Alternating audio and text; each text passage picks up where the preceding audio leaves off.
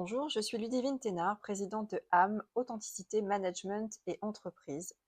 Cette chronique est enregistrée dans le cadre du podcast À la croisée des âmes de Laure et Sandy, que je remercie pour leur confiance.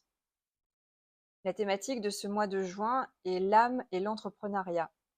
Et en écoutant le podcast de Morgane et Solène, j'ai souhaité réagir à la notion d'intuition et à cette question: l'entrepreneuriat est-il un appel de l'âme? Qu'est-ce qui nous amène à entreprendre? Quelle est cette force intérieure qui nous donne cet élan? Un élan de création, un élan de prise de risque, un élan de confiance, un élan d'énergie. On se croit alors capable de déplacer des montagnes. On emmène les gens avec nous. On y croit malgré les difficultés, malgré certains avertissements. Quand on entreprend, quand on crée une entreprise, cela vaut également pour tout projet professionnel ou personnel. C'est une évidence, c'est plus fort que nous. Se mélangent ainsi excitation, plaisir, ambition et responsabilité. Vous connaissez tous cette expression, ça vient des tripes ou ça vient du cœur. Si vous êtes entrepreneur, il vous est probablement arrivé à vous aussi de passer des nuits blanches, non pas à cause d'une insomnie, mais simplement parce que vous vous sentiez porté, excité par ce projet. Vous avez probablement passé des nuits à écrire, à réfléchir, à créer, à structurer, et ce avec beaucoup de joie et beaucoup d'entrain. Cet élan, cette voix intérieure, cette énergie qui vous pousse, qui vous porte à ce moment-là, avec confiance et foi, c'est cela, l'intuition. L'intuition, c'est une certitude qui ne vient pas de votre mental, mais de votre essence profonde. Yogananda, auteur du célèbre best-seller Autobiographie d'un yogi, disait: l'intuition est la voix de l'âme. Il est important de faire la distinction entre agir en étant guidé par nos peurs et nos besoins et agir en écoutant notre âme.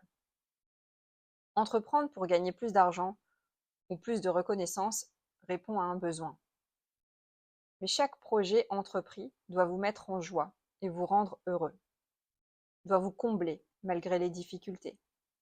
Si ce n'est pas le cas, peut-être faut-il prendre un autre chemin.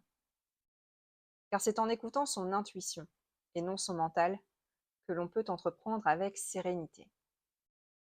Alors entreprendre avec sérénité, c'est faire preuve de patience, car tout prend du temps. C'est le faire avec joie, car on va y passer du temps. Alors autant opter pour un projet qui donne du sens et qui nous fait sourire. Entreprendre sereinement, c'est travailler avec des personnes qui ont les mêmes valeurs que nous.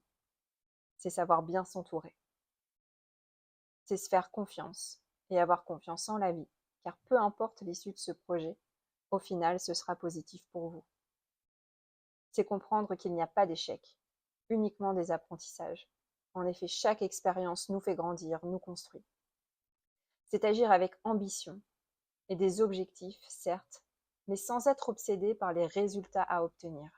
Il faut là plutôt maintenir un cap, avoir une vision claire sur la destination finale, mais faire confiance à la vie sur le chemin à prendre pour y parvenir.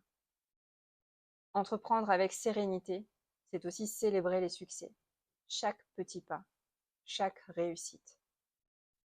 Enfin et surtout, c'est revenir à soi régulièrement, en prenant soin de soi, en apprenant à se connaître, en se posant dans le calme, en respirant, en se faisant plaisir, pour laisser place, justement, à cette intuition qui vous guide.